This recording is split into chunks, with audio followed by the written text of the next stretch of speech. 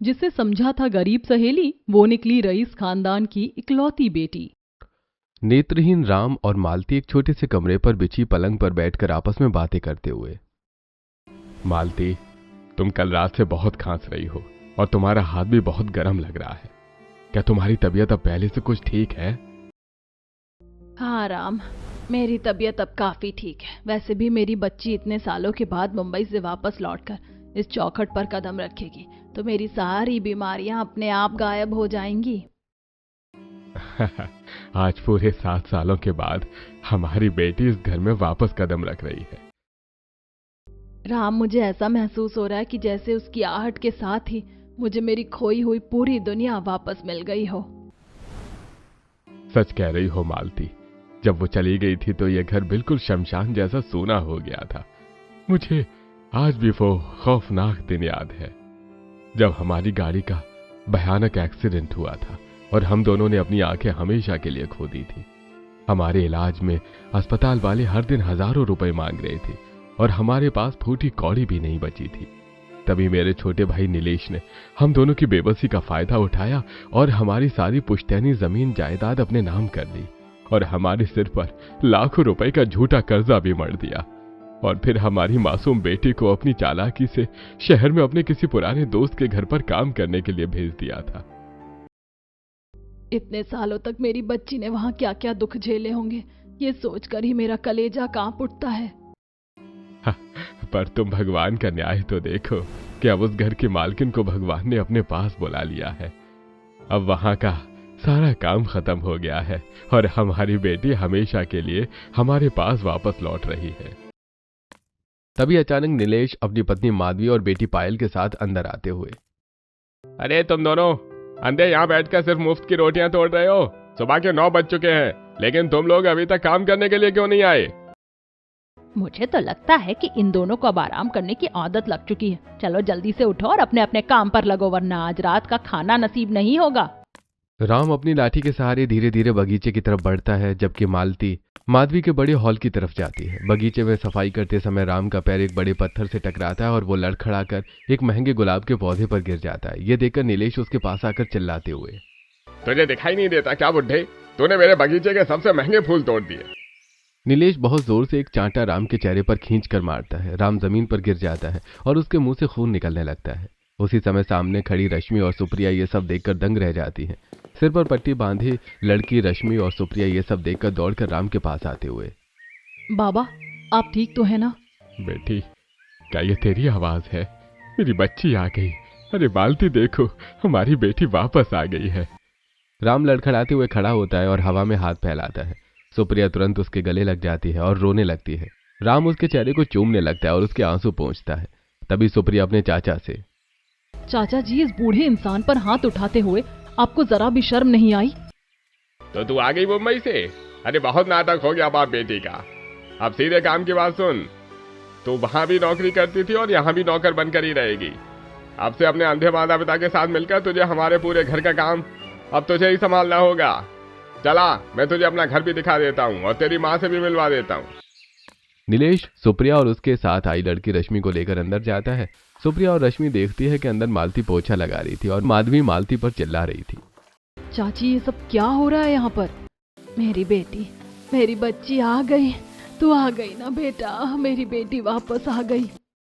मालती उठकर सुप्रिया को गले से लगा लेती है। तभी मालती का हाथ पास में खड़ी रश्मि से छू जाता है। मालती चौंकते हुए उसके चेहरे को टटोलने की कोशिश करती है। बेटी, तेरे बगल में ये कौन खड़ा है?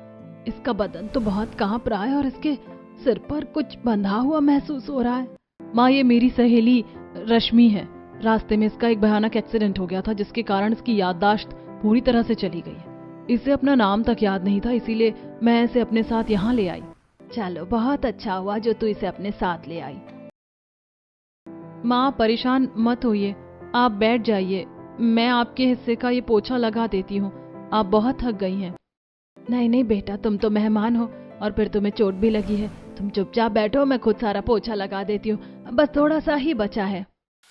मालती दोबारा घुटनों के बल बैठकर फर्श साफ करने लगती है। काम खत्म करके मालती माधवी से, मालकिन, मैं पूरे घर का झाड़ू पोछा बहुत अच्छे से कर दी हूँ। अब मैं अपनी बेटी और उसकी सहेली के साथ अपने कमरे में जाती हूँ। मेरी बेटी बहुत दूर से आई है और वो सुबह से भूखी है, हमें थोड़ा खाना दे दो। पायल रसोई में जाती है और 2 पुरानी एल्यूमिनियम की थालियां लेकर आती है। उन थालियों में सूखी बासी रोटियां और सब्जी रखी हुई है। वो थालियां मालती को देते हुए, ये रहा खाना, इसे लो और निकल जाओ यहाँ से। थोड़ा तो रहम खाओ, ये तुम्हारी सगी भतीजी है जो इतने सालों के बाद मुंबई से अपने घर लौटी है। कम से कम आज के दिन तो हमें कुछ अच्छा खाना दे दो। अपनी जीभ ज्यादा मत चला, चुपचाप से जो मिल रहा है वही खा ले, वरना भूखे पेटी रात गुजारनी पड़ेगी। मालती सुप्रिया का हाथ पकड़कर उन्हें अपने छोटे से कमरे में ले जाती है। चारों जमीन पर बैठकर खाना खाते हुए, बेटा तू इतने सालों के बाद आई है और नीलेश की वजह से मेरी तुझसे फोन पर बात भी नहीं हो पाती थी। मुझे हर पल बस तेरी ही चिंता सताती रहती थी। हाँ माँ, मुझे पता है कि आप लोगों ने यहाँ बहुत दुख उठाए हैं, लेकिन अब आप बिल्कुल भी चिंता मत करो क्योंकि अब मैं आ गई हूँ और सब संभाल लूंगी। रश्मि बेटा, तुम कुछ बोल क्यों नहीं रही हो? तुम खाना खा रही हो या नहीं? लो बेटा, मेरे हाथ से 2 निवाले खा लो। मालती अपने कांपते हाथों से बासी रोटी का टुकड़ा रश्मि के मुंह के पास ले जाती है। रश्मि की आंखों से आंसू टपक पड़ते हैं और वो उस टुकड़े को खाते हुए, माँ, मुझे अपने असली माता पिता के बारे में कुछ भी याद नहीं है। मुझे ये भी नहीं पता कि मैं कहाँ से आई हूँ, लेकिन जब आप मुझे अपने हाथों से खाना खिला रही हैं तो मुझे ऐसा लग रहा है जैसे मेरी सगी माँ मुझे खाना खिला रही हो। ये देखकर सुप्रिया के चेहरे पर मुस्कान आ जाती है और वो रश्मि की तरफ देखते हुए, तुम चिंता मत करो, मैं तुम्हारे घर वालों का पता जल्दी ही ढूंढ निकालूंगी, फिर तुम भी अपने परिवार से मिल सकोगी। वो लोग काफी देर तक बातें करते रहे। ऐसी रात हो जाती है और सभी सो जाते हैं। अगली सुबह राम, मालती, सुप्रिया और रश्मि अभी भी फर्श पर चटाई बिछाकर सो रहे हैं। तभी अचानक कमरे का दरवाजा खुलता है और माधवी अंदर आकर, तुम लोग अभी तक चादर तान कर सो रहे हो? सूरज सिर पर चढ़ा आया है और तुम सब महारानियों की तरह यहाँ लेटे हुए हो। उठो और जल्दी से काम पर लगो। हाँ चाची, हम बस उठ ही रहे हैं। असल में मैं इतने दिनों बाद वापस आई थी तो हम सब रात को देर तक बैठकर बातें कर रहे थे, इसीलिए थोड़ी आंख लग गई। मुझे तुम्हारे बहानों से कोई मतलब नहीं है। उठो और चलो, सबके सब घर के काम में जुट जाओ। आज पूरे घर की सफाई करनी है। अरे माधवी, तुम सुबह सुबह इस बच्ची पर क्यों चिल्ला रही हो? मैं हूं ना काम करने के लिए, मैं सारा काम अकेले कर दूंगी। तेरी बेटी कोई शहर की महारानी नहीं है जो यहाँ बैठकर आराम करेगी। वो भी इस घर में आई है तो मेरी नौकरानी बनकर ही रहेगी। चलो जल्दी से बाहर आओ, नहीं तो याद रखना कि तुझे भी नहीं छोड़ूंगी और तेरी बेटी को भी नहीं। माधवी बाहर चली जाती है। सुप्रिया अपनी माँ के आंसू पोंछते हुए उसके हाथ थामकर, माँ, हम चाची का इतना जुल्म क्यों बर्दाश्त कर रहे हैं? हमें इनके खिलाफ आवाज उठानी चाहिए। अगर बर्दाश्त नहीं करेंगे तो हम कहाँ जाएंगे बेटा? हमारे पास ना कोई अपना घर बचा है और ना ही रहने का कोई ठिकाना। यहाँ कम से कम 2 वक्त की सूखी रोटी तो मिल जाती है, कहीं और जाएंगे तो वो भी नहीं मिलेगी, इसीलिए चुप रहना पड़ता है।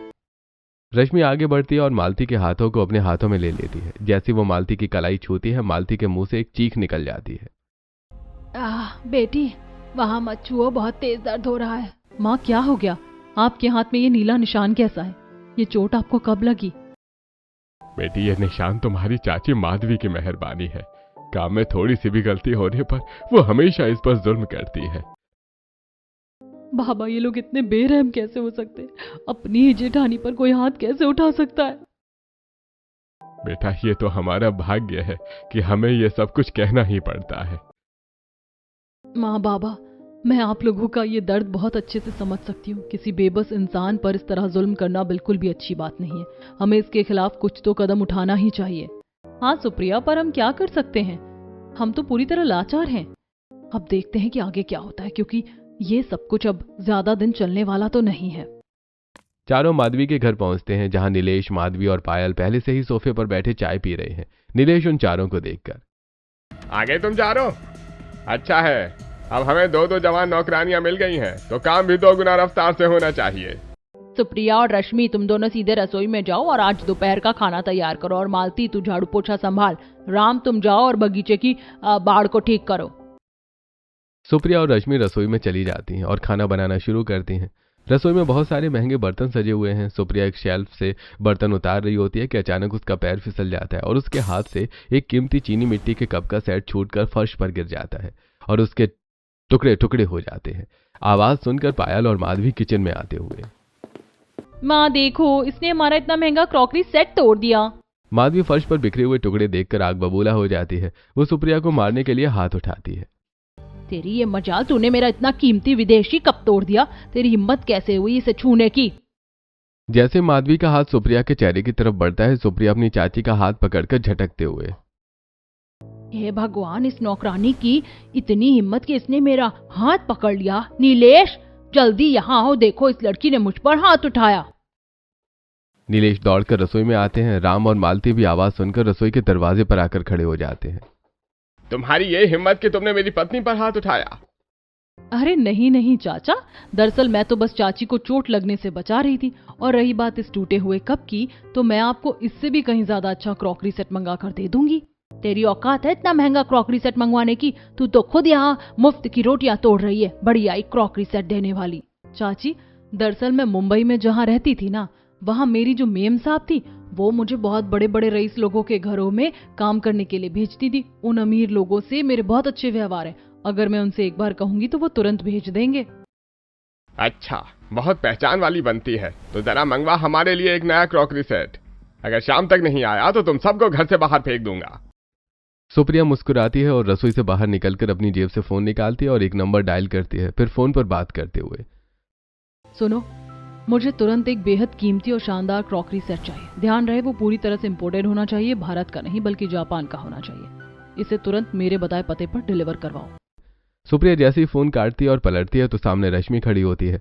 सुप्रिया की बातें सुनकर रश्मि सुप्रिया से, ये तो क्या कह रही है फोन पर? तू एक गरीब नौकरानी है, फिर तू इतनी बड़ी बड़ी बातें किससे कर रही थी? अरे रश्मि, तू फालतू में परेशान क्यों हो रही है यार? असल में शहर में एक ऐसी दुकान है जहाँ हर ब्रांडेड चीज की हूबहू फर्स्ट कॉपी मिलती है। वो दिखने में बिल्कुल जापानी जैसी लगती है, पर होती बहुत सस्ती है। हमें तो बस चाची को धोखा देना है ना, ताकि वो हम पर गुस्सा ना करे। तुम चिंता मत करो। अच्छा, ऐसी बात है क्या? मुझे तो एक पल के लिए लगा कि तू कोई बहुत अमीर लड़की है। चलो कोई बात नहीं, ठीक है। लगभग आधे घंटे के बाद एक सूट बूट पहना हुआ आदमी बड़ा मखमली डिब्बा लेकर अंदर आता है और उसे टेबल पर रखकर चला जाता है। माधवी, नीलेश और पायल उत्सुकता से उस डिब्बे को खोलते हैं। क्रॉकरी का कांच और डिजाइन देखकर तीनों की आंखें फटी की फटी रह जाती हैं। अरे बाप रे, ये तो असली सोने की परत वाला क्रॉकरी सेट लग रहा है। ये इतना महंगा सेट इस मामूली नौकरानी ने कैसे मंगवा लिया? चाची, मैंने आपको बताया था ना कि जहाँ मैं काम करती थी वहाँ मेरी बहुत अच्छी पहचान है और वो मेरे लिए एक कीमती क्रॉकरी भेज देंगे। ये तो बस उनके लिए एक छोटा सा तोहफा है। सुप्रिया की बात सुनकर रश्मि मन ही मन, सुप्रिया मुझे तो कह रही थी कि ये किसी सस्ते बाजार की कॉपी है, पर इस सेट की चमक और डिब्बे की फिनिशिंग साफ बता रही है कि ये करोड़ों का है। कुछ तो गड़बड़ है। मेरी ये सहेली सुप्रिया मुझसे जरूर कुछ बहुत बड़ा झूठ बोल रही है। ऐसे कुछ दिन बीत जाते हैं। एक सुबह माधवी सुप्रिया और रश्मि के हाथ में एक थैला और कुछ पैसे थमाते हुए, तुम दोनों घर में बैठकर सिर्फ मक्खियां मार रही हो। ये लो पैसे और तुरंत सब्जी मार्केट जाओ। घर में मेहमान आने वाले हैं, अच्छी और ताजी सब्जियां लेकर आना। दोनों सहेलियां सब्जी मंडी मार्केट पहुंचती हैं, जहां चारों तरफ भीड़ और शोर मचा हुआ है। सुप्रिया एक सब्जी वाले की दुकान के सामने जाकर खड़ी होकर, भैया, ये हरी हरी लंबी सी कौन कौन सी सब्जियां रखी हैं यहाँ पर? मुझे जरा इनके नाम बताओ। अरे बहन जी, ये बरबटी है और ये फर्रास है, ये भिंडी है और ये सामने लौकी रखी है। बताइए क्या दूं? अच्छा, ये सब सब्जियां हैं। ऐसा करो, ये जितनी भी सब्जियां दिख रही है इनमें से ढेर सारी मुझे दे दो। पूरी दुकान ही खरीद लोगी क्या बहन जी?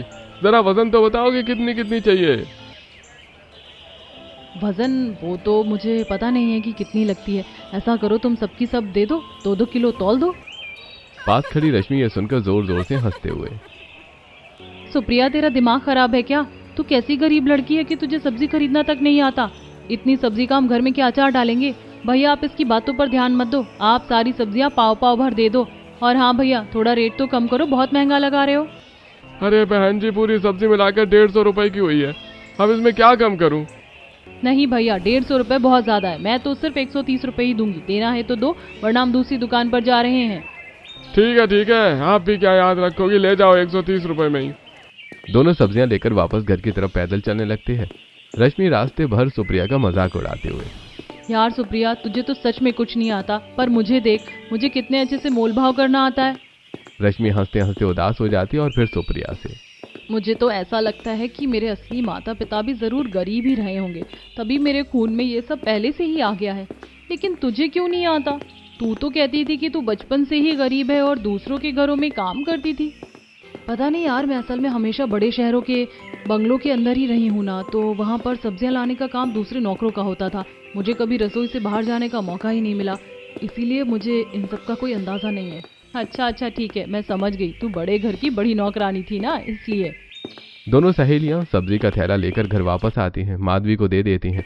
सारा काम खत्म करने के बाद दोनों अपने माता पिता के साथ कमरे में आकर बैठी हैं और उनसे बातें करते हुए। माँ, आपको पता है आज बाजार में क्या हुआ? सुप्रिया को तो ये भी नहीं पता था कि भिंडी और लौकी क्या होती है। ये सब्जी वाले से कह रही थी कि सारी सब्जियां 2-2 किलो दे दो। मैंने मोल भाव करके पैसे बचाए और सब्जी लेकर आई।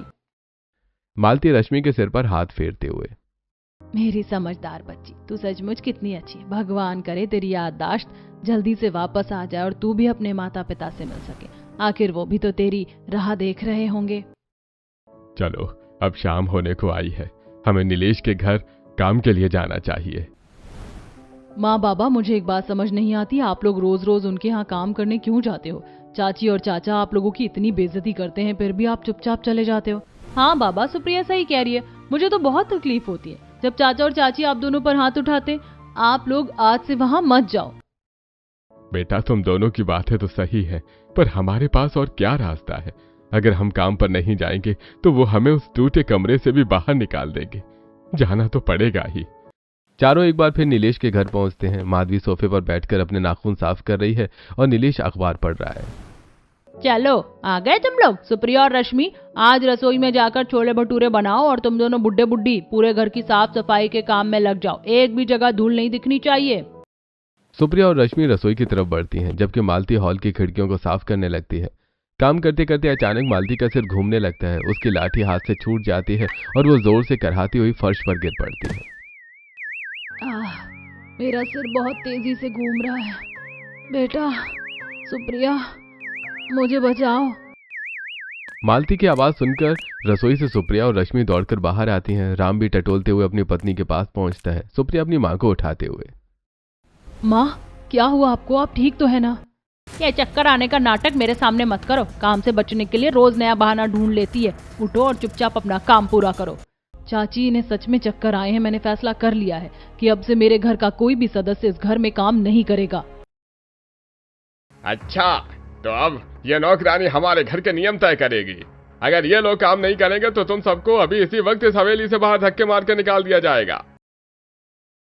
चाची, मैं पढ़ी लिखी हूँ। जहाँ मैं मुंबई में रहती थी उन्होंने मुझे पढ़ाया था। मैं शहर में अपने लिए कोई अच्छी सी जॉब ढूंढ लूंगी और नौकरी करके आपको हर महीने पैसे भेज दूंगी। बस मेरे घर वाले अब यहाँ काम नहीं करेंगे। ठीक है, मैं तुझे सिर्फ 2 दिन का समय देती हूँ। अगर 2 दिन में तूने नौकरी नहीं ढूंढी तो तुझे और तेरे इन घर वालों को काम करना पड़ेगा। चारों अपने कमरे में वापस आ जाते हैं, राम और मालती चिंतित होते हुए। बेटा, तूने जोश में आकर उन लोगों को इतना बड़ा वचन तो दे दिया, पर मुझे डर लग रहा है इस अनजान शहर में तुझे 2 दिन के अंदर नौकरी कैसे मिलेगी। माँ, मुझे मेरी इस सहेली पर पूरा भरोसा है। ये बहुत ज्यादा इंटेलिजेंट है। ये जरूर कोई ना कोई अच्छी नौकरी ढूंढ लेगी। अरे रश्मि, तुझे कैसे पता है कि मैं बहुत इंटेलिजेंट हूँ? क्या तुझे अपनी पुरानी यादों में से कुछ याद आ रहा है? नहीं यार, मुझे मेरी पुरानी जिंदगी के बारे में तो कुछ भी याद नहीं आया। पता नहीं मेरी याददाश्त कब वापस आएगी। मुझे भी कभी कभी अपने मम्मी पापा की बहुत याद आती है। पता नहीं वो किस हाल में जी रहे होंगे। तो बिल्कुल भी चिंता मत कर यार, धीरे धीरे तेरी याददाश्त भी वापस आ जाएगी। अच्छा, अब मैं जॉब ढूंढने के लिए निकलती हूँ। सुप्रिया जॉब की तलाश में निकल जाती है। इधर रश्मि देखती है कि मालती के पैरों में दर्द है तो रश्मि मालती के पैर दबाने लगती है। यह देखकर मालती, बेटा, तू सुप्रिया की सहेली है, लेकिन तेरे लिए अपने प्रति प्यार देखकर ऐसा लगता है कि तू हमारी सगी बेटी है। मुझे तो समझ नहीं आता कि तेरा यह एहसान कैसे चुकाऊंगी। माँ, आप ऐसा क्यों सोचती हैं कि मैं सिर्फ एक सहेली हूँ? मैं भी तो आपकी बेटी जैसी हूँ ना। आप मुझे पराया मत समझिए। हाँ बेटा, मेरी तो सिर्फ एक ही बेटी थी, पर भगवान ने मुझे 2 बेटियां दे दी हैं। तुम दोनों ही मेरे जीने का सहारा हो। शाम ढल जाती है। माधवी के साथ सुप्रिया के माता पिता रश्मि और पायल सभी बैठकर सुप्रिया के आने का इंतजार कर रहे थे। तभी सुप्रिया वहां आती है और माँ बाबा, देखो मुझे नौकरी मिल गई। मुझे शहर की एक बहुत बड़ी कंपनी में काम मिल गया है। क्या सच कह रही बेटा? तेरी नौकरी लग गई?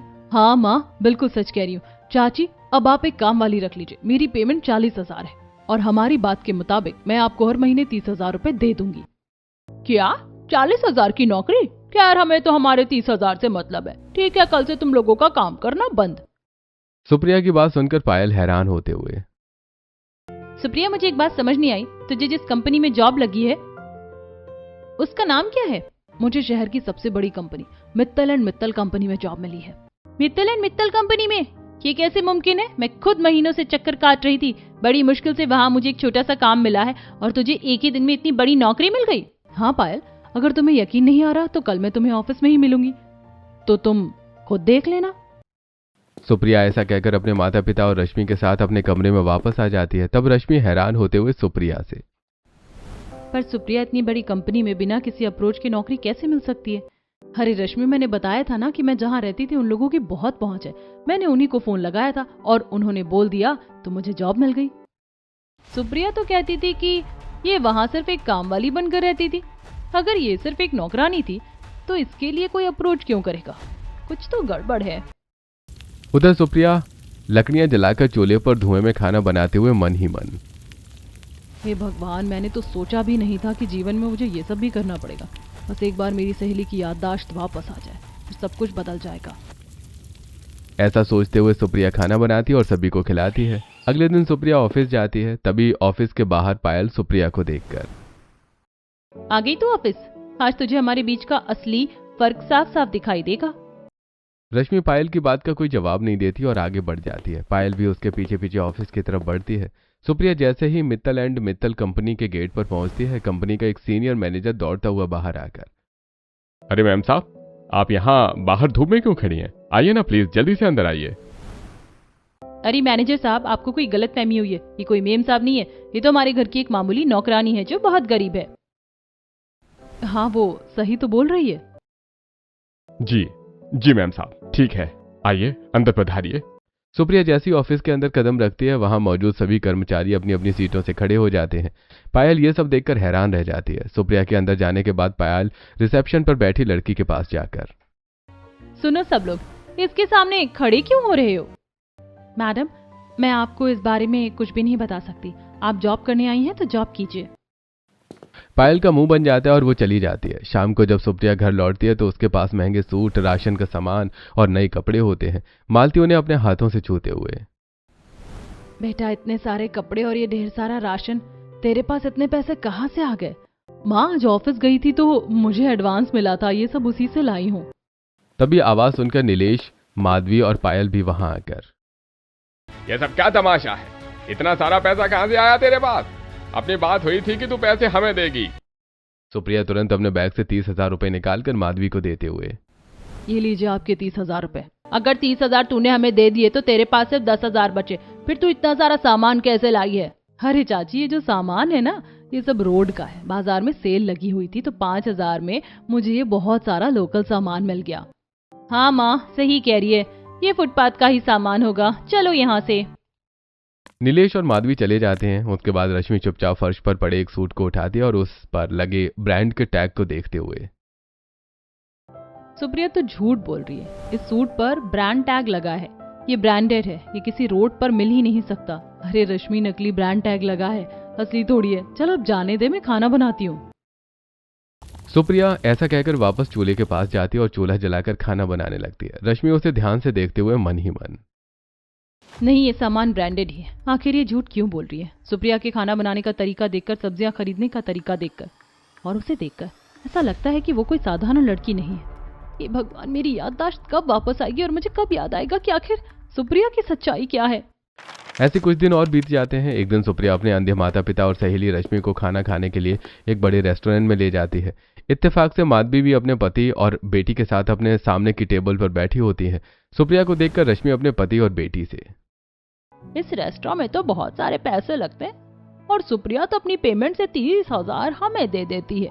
बचे पैसों में भला घर खर्च चलाने के बाद वो इतने बड़े रेस्टोरेंट में अपने परिवार के साथ खाना कैसे खा सकती है? उधर मालती भी सुप्रिया से यही सवाल करती है, जिसके जवाब में सुप्रिया, माँ, दरअसल बॉस ने मुझसे खुश होकर मुझे बोनस दिया है। मैं उसी पैसे से यहाँ का बिल दूंगी, आप चिंता मत कीजिए। क्या ये सच बोल रही है? क्या सचमुच इसे बोनस मिला है और ये उसी से हमें खाना खिला रही है? वो सब खाना खाकर वापस आ रही होती हैं कि तभी एक लड़की दौड़ती हुई आती है और सुप्रिया का हाथ पकड़कर, अरे आप यहाँ?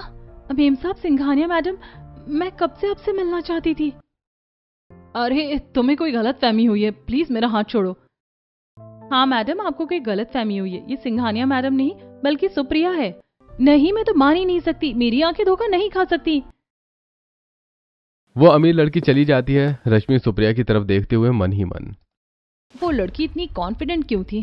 क्या राज छुपा रही है सुप्रिया मुझसे और अपने घर वालों से? वो लोग घर आ जाते हैं। ऐसे कुछ दिन बीत जाते हैं। एक दिन सुप्रिया अपने परिवार वालों को शॉपिंग मॉल ले जाती है। वहां नीलेश, माधवी और पायल भी घूम रहे होते हैं। माधवी उन्हें देखकर सुप्रिया के पास आते हुए, तू इस बड़े मॉल में आ गई? तेरे पास इतने पैसे कहाँ से आए शॉपिंग करने के? चाची, मैं तो बस सभी को घुमाने लाई थी, शॉपिंग करना थोड़ी जरूरी है। ऐसा कहकर सुप्रिया बात को टाल देती है और अपने परिवार के साथ मॉल घूमने लगती है। इधर पायल की नजर एक बेहद खूबसूरत सूट पर पड़ती है। वाह माँ, देखो कितना खूबसूरत सूट है। बेटा ये बहुत महंगा है, हम इसे नहीं ले सकते, चलो यहाँ से। वो सब घर वापस आ जाते हैं। अगले दिन मालती, राम और रश्मि पड़ोस की पूजा में जाने के लिए तैयार हो रहे थे। तभी सुप्रिया कपड़ों के कुछ बैग लेकर घर के अंदर आती है और उन सबको एक एक पैकेट देकर, माँ, पिताजी, रश्मि, हम लोग पूजा में जा रहे हैं तो नए कपड़े पहन कर ही जाएंगे। मैं आप सबके लिए नए कपड़े ले आई हूँ, चलो जल्दी से पहनकर तैयार हो जाओ। सभी लोग अपने अपने कपड़े बदलकर तैयार हो जाते हैं। रश्मि उन सभी कपड़ों को देखकर सुप्रिया से, सुप्रिया, ये सारे कपड़े तो बहुत महंगे लगते हैं। कल ही मैंने देखा था, ये मॉल में टंगा था और पायल को बहुत पसंद आया था। अरे नहीं नहीं, ये वो सूट नहीं है, इसे तो मैं बाजार से लाई हूँ और इनमें से कुछ भी महंगा नहीं है, सब 500 रुपए के हैं। ऐसा कहकर सुप्रिया बात को टाल देती है और सभी लोग पूजा में चले जाते हैं। पायल जब सुप्रिया के बदन पर वही सूट देखती है तो चौंक जाती है। माँ देखो, ये तो वही सूट है जो मैंने पसंद किया था। ये तो मॉल का ब्रांडेड सूट ही है। ये लड़की हमसे कुछ छुपा रही है। पूजा खत्म होने के बाद नीलेश, माधवी और पायल गुस्से में राम और मालती के कमरे में आते हैं और सामान फेंकते हुए, कहाँ है? सच सच बताओ, उसने सोने चांदी कहाँ छुपाया है? अरे वो मुंबई से जरूर चोरी करके लाई है, तुम हमसे झूठ बोलती हो। ऐसा कुछ नहीं है, हमारी बच्ची ने कोई चोरी नहीं की है। सुप्रिया यह सब देखकर तुरंत बाहर निकलती है और फोन निकालकर सीधे पुलिस स्टेशन का नंबर लगाती है। हाँ पुलिस स्टेशन, जल्दी आओ, यहाँ हमारे घर में तोड़फोड़ हो रही है। सुप्रिया कमरे के अंदर वापस आती है और इधर नीलेश रश्मि को धक्का देता है और रश्मि गिर जाती है। नीलेश राम को मारने के लिए हाथ उठाता है तो सुप्रिया उसका हाथ पकड़ते हुए, अपनी औकात में रहो, आज के बाद दोबारा अपने ये गंदे हाथ इन्हें मत लगाना। इस समय पुलिस वाले वहां आ जाते हैं और सुप्रिया को देखकर, अरे सिंघानिया मैडम, आप यहाँ? मैडम आपका कॉल आया तो हम भाग के चले आए। सिंघानिया मैडम? हाँ, ये शहर की सबसे अमीर लड़की है, सिंघानिया एंड सिंघानिया कंपनी की इकलौती मालिक। अरेस्ट कर लो इनको।